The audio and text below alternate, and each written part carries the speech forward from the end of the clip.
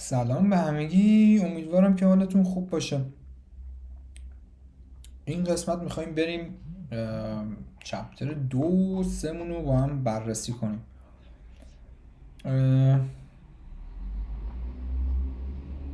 قبل از اینم بگم که یه برنامه داشتم، میخواستم حالا طبق یه برنامه ویدیو آپلود کنم، متاسفانه دانشگاه نمیذاره و خب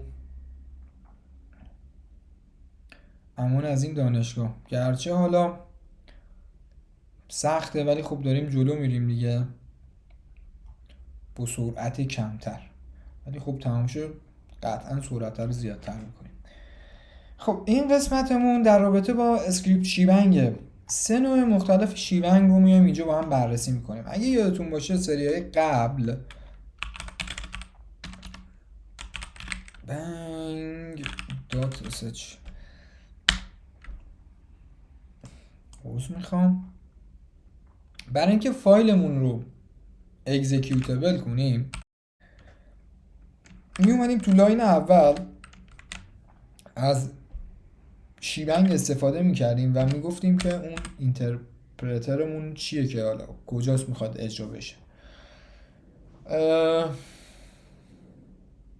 و خب روش اولی هم که اینجا آورده به عنوان env شیونگه و به این شکل بود. اگه یادتون باشه توی ویدیو قبلی داشتیم میگفتیم که یه موقعی نمیدونیم اون آدرس حالا اون بشه کجاست و خب از طریق این env هر جا باشه میتونیم بگیم اون بشه رو استفاده کن. یه جورایی منعطف‌ترش میکنه اون اسکریپتی که نوشتیم.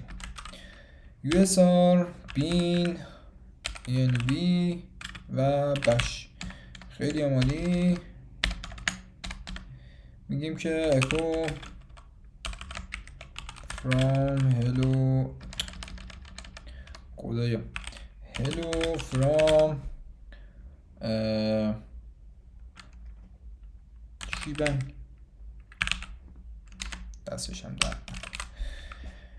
خب میایم یه اجرا هم بهش بدیم. سیچ مود x شیونگ بریم اجراش کنیم ببینیم که چی بهمون میده به روش سنتی کامپیوتر دوستا و به این صورت. خب اینجا یه مدل دیگه، یعنی حالا تا توی ویدیوی قبل مدل‌های مختلفی از اون اجرای اسکریپت رو به همون گفت. اینجا هم دوباره همونا رو تکرار کردم، من نمیگمشون و خب ازشون رد میشم. حالا توی ویدیو دیدیم میتونین خودتون امتحانش کنین. راستی من این فایل درم میذارم توی کانال، حالا اگه بشه روی گیت هم حالا انتقالش میدم، میذارم تو همین دایرکتوری انتقالش میدم روی گیت و حالا توی اون کانال هم میذارم و که داشته باشین خودتونم یه نگاهی بهش بندازین. قسمت بعدی دایرکت شیونگه که میگه خب آقا ما نمیخوایم اون env استفاده کنیم، ما مستقیم میخوایم بگیم بش باشه. بیایم اینجا ببینیم بش ما کجاست. ور بش کجاست؟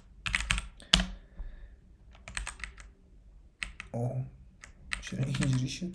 ور بشم آقا میگه توی بیم بش.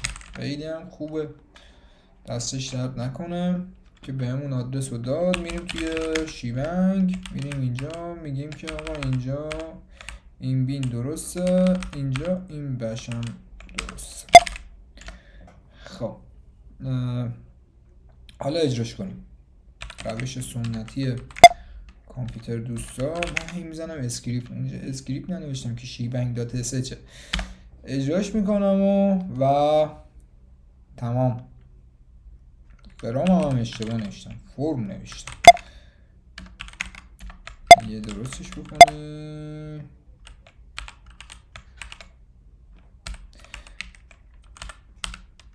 خب به همین راحتی بریم سراغ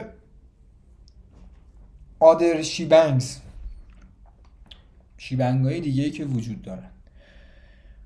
توی این قسمت گفته که کرنل دو نوع برنامه رو میشناسه. حالا برنامه هایی که از طریق اون ELF header اجرا میشن. حالا اینجا extendable loadable فرمت زده و ولی خب یه چیز دیگه ELF header آره اینجا قبلا هم نگاه کردم ELF header executable and linkable فرمت میتونید در موردش بخونین و بدونین که اصلا چجوری داره تولید میشه، کلا به چه صورت هستش. و دومیش هم از طریق حالا فایل های اسکریپتی که از هر اسکریپتی که نوشتیم، هر نوع اسکریپتی، حالا میتونه شیبنگ باشه، میگم شیبنگ باشه، میتونه پایتون، PHP و هر نوع اسکریپتی که حالا وجود داشته باشه. بریم سراغ یه نوع آدر شیبنگ. ما بیایم یه فرض بگیریم که میخوایم یه جمله یا جلوی این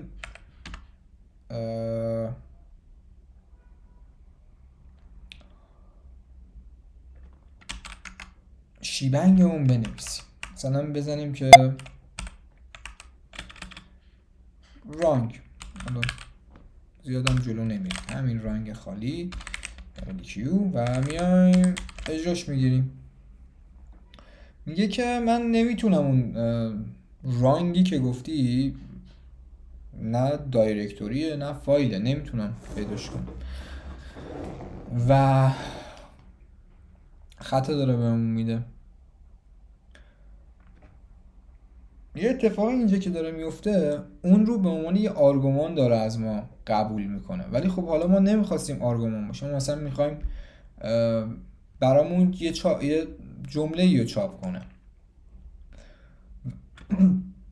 و اکو بیایم شیبن و این باعث میشه که اصلا خط بعدیمون رو نبینه، میاد دنبال این رانگه بگرده، خب فایلی رو پیدا نمیکنه و میره بعدی. چیزی که کتاب گفته، اگر بخوایم حالا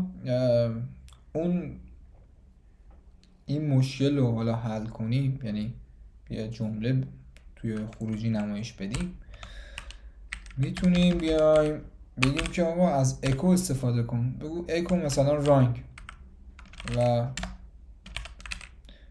یه حالت اکو شیبنگ استفاده کنیم. خب الان یه اتفاقی میفته، وقتی این اجرا کنم رانگ اجرا شد و اون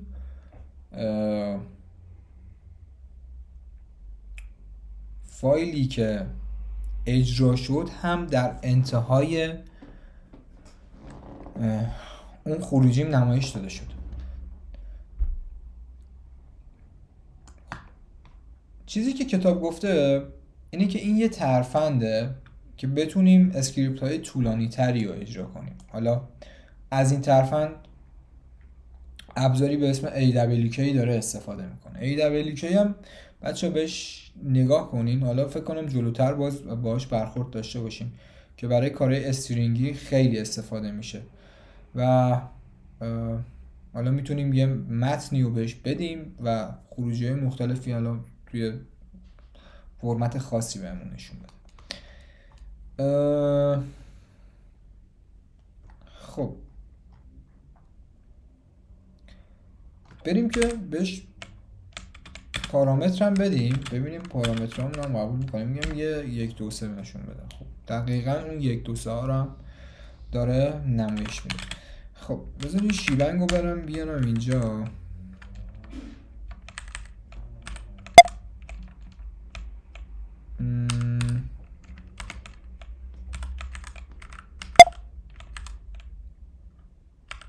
خب اینو اینجا پاک کنم، یه دونش که usr bin env بود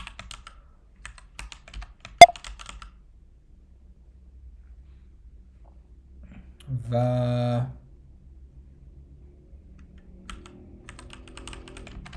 یه دونش بین بشه و این یکی هم که به این صورت این فایل ها رو داشته باشیم. من این شیونگاش رو بردارم که not forget add shebang.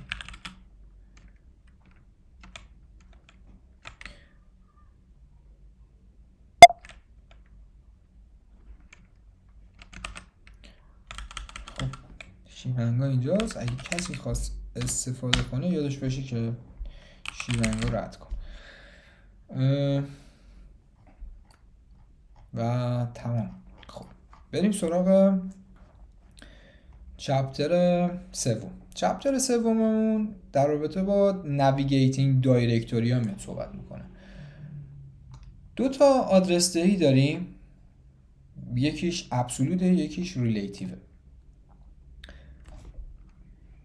ابسولوت چی میگه؟ میگه از اون انتهایی ترین یعنی ابتدایی ترین دایرکتوری که هست آدرس رو بده بیا جلوی به اون آدرسی که میخوای برس. مثلا چجوری؟ خب ما الان توی چپتر 2-3 من میرم cd میگم اسلش یعنی سیر اسلش یوزرز امیر زیایی حالا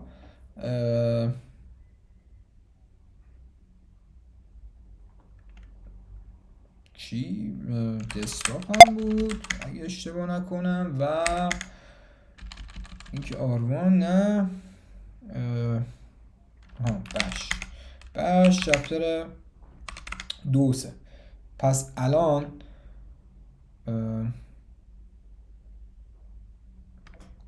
یه آدرس کامل دارم بهش میدم، یعنی کامل آدرس هم از ابتدایی ترین دایرکتوری شروع کردم اومدم نوشتم و گفتم اینجا میخوام برم که خود کتابم گفته که گفته start with اسلش با اسلش شروع میشه. پس مثالم زدم، اگه بزنم میرم دقیقا به همون دایرکتوری. cd هم که دستوریه که بتونیم باش سویچ کنیم بین دایرکتوری اون تغییر دایرکتوری بدیم، حالا جلو بریم عقب بریم، اون دایرکتوری خاصی که میخوایم باهاش جلو ببریم.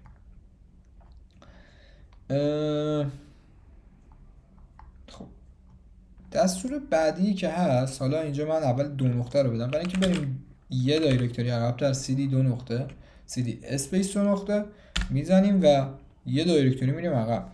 و اگر بخوام برم حالا به یه دایرکتوری دیگه cd رو میزنم، حالا اینجا چپتره من یه تپ میزنم برام کاملش میکنم 2-3 میگم برو به این دایرکتوری و به همین شکل.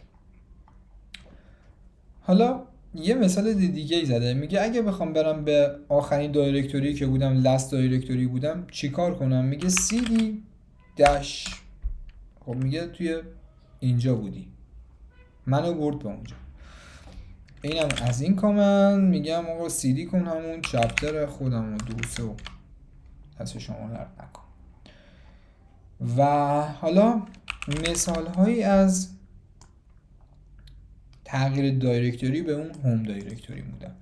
مثالی که داریم بذاریم بچه‌ها من بیام اینجا اینو اینجا بذارم که حالا ابسولوت پسه. آها من ابسولوت پس رو گفتم ریلیتیو رو نگفتم. خب ریلیتیو چجوری؟ ابسولوت گفتیم از ابتدایی ترین که با اسلش شروع میشه، یعنی هر چیزی که زیر دایرکتوری اسلش هست، حالا اسلش یوزر هر چیزی که هست اونجا شروع میکنیم آدرسی. ولی توی نسبی نسبت به اون موقعیت مکانی، حالا نسبت به اون دایرکتوری که در حال حاضر توش هستین میتونین جابجا کنین دایرکتوریتون رو. مثلا من الان میخوام برم به بش، دیگه نمیام از اول آدرس بدم که مثلا یوزر رو باز کن این آدرس رو دقیقاً دیگه بگم یوزر امیر دسکتاپ فلان برو تو بش، نمیام این کارو کنم. میام نسبی آدرس دهیش میکنم و چنج دایرکتوری میکنم، میگم 2 نقطه بیا عقب 2 نقطه اسلش یه دایرکتوری بیا برام عقب‌تر و یه دایرکتوری میاد عقب‌تر. دستش درد نکنه که نه حرف گوش کنه. خب دیگه چی از ریلیتیو هست دیگه؟ به نظرم هیچی. خب بریم سراغ بعدی.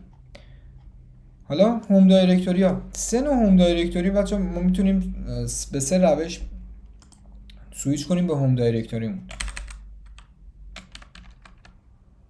چپتر 2 حالا اینجا یکی CD خالی بزنیم. وقتی CD خالی، الان PWD رو بگیریم ببینیم کجا. PWD اینجا. وقتی CD خالی رو بزنم میگه که میره اونجا. PWD اومده هوم دایرکتوری.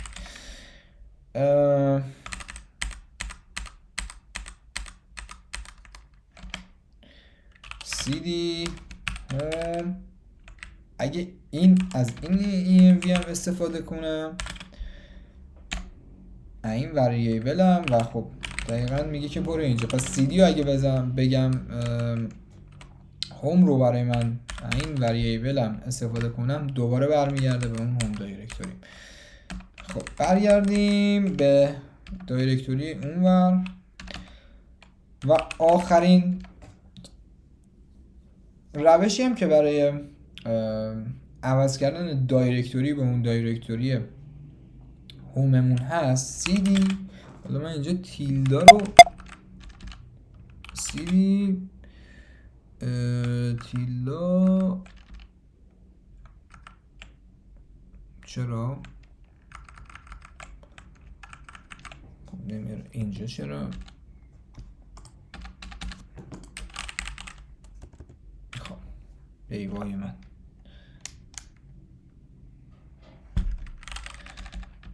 خب تیلدا رو اینجا بیاریم. خب تیلدا یا همون مد میگن اگه اشتباه نکنم، میزنیم و برمیگردیم به اون هوم دایرکتوری. و در آخرم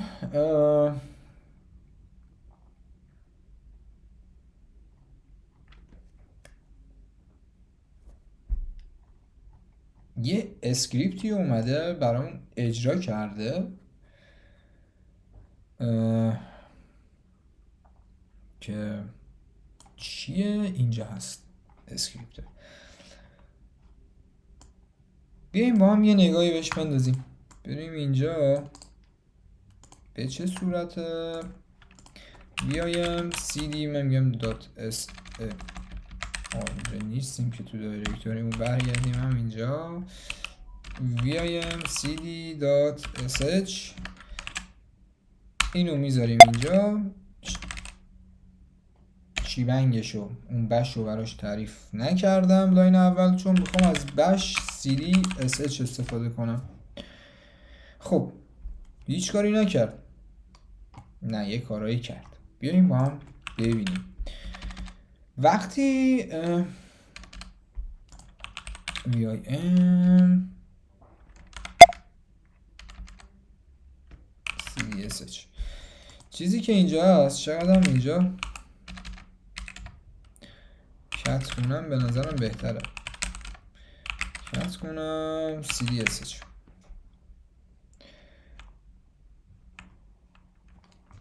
وقتی بچه ها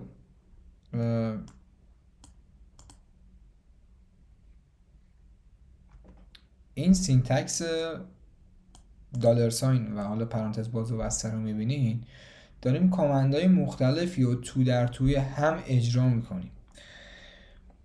اینجا اولین کامندی که آورده cdه. خب cd change دایرکتوری میکرد. کامند بعدیمون چیه؟ dir name.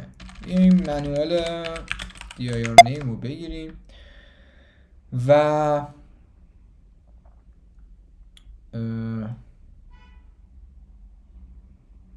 میگه که دایرکتوری فایل فرمت و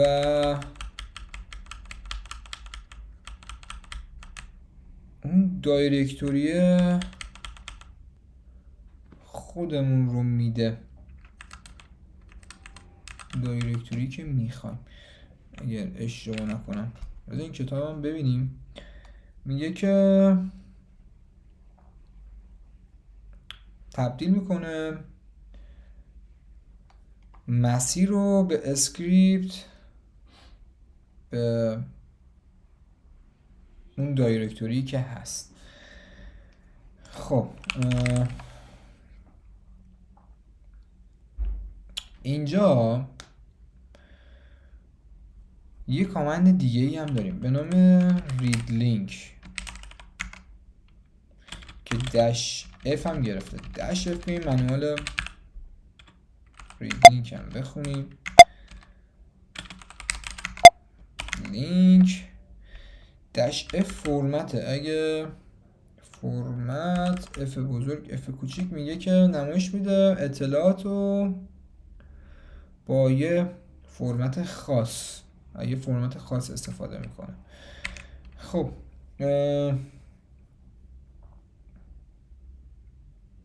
بیاییم یه کاری کنیم، اینجوری ببینیمش به نظرم بهتره. بیاییم اکو کنیم ببینیم چی بهمون میده.